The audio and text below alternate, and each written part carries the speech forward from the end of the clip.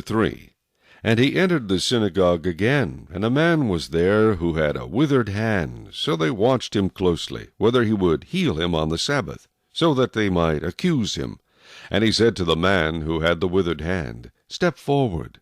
Then he said to them, Is it lawful on the Sabbath to do good or to do evil, to save life or to kill? But they kept silent. And when he had looked around at them with anger, being grieved by the hardness of their hearts, he said to the man, Stretch out your hand. And he stretched it out, and his hand was restored as whole as the other. Then the Pharisees went out and immediately plotted with the Herodians against him, how they might destroy him.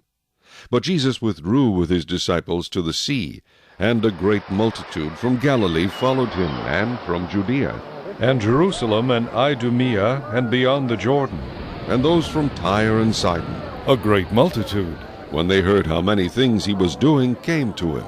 So he told his disciples that a small boat should be kept ready for him because of the multitude, lest they should crush him. For he healed many, so that as many as had afflictions pressed about him to touch him.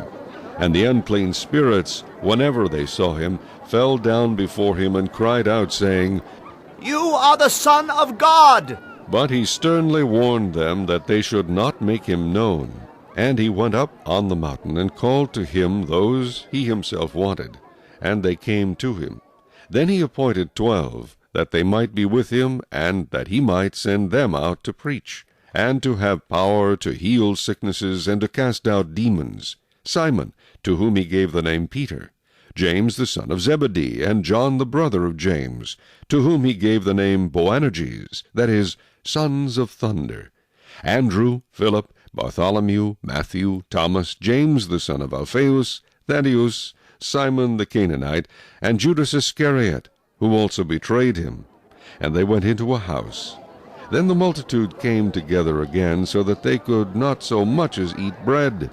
But when his own people heard about this, they went out to lay hold of him, for they said, He is out of his mind. And the scribes who came down from Jerusalem said, He has Beelzebub, and by the ruler of the demons he casts out demons. So he called them to himself, and said to them in parables, How can Satan cast out Satan?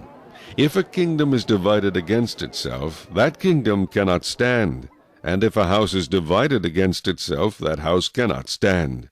And if Satan has risen up against himself, and is divided, he cannot stand, but has an end.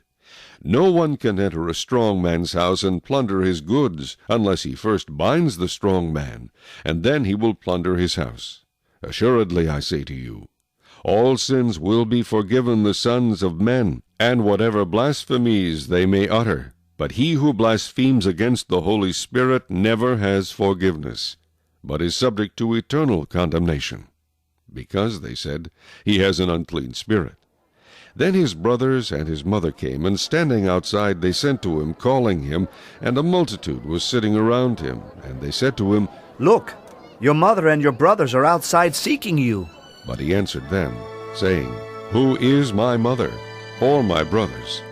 And he looked around in a circle at those who sat around him, and said, Here are my mother and my brothers. For whoever does the will of God is my brother, and my sister, and mother.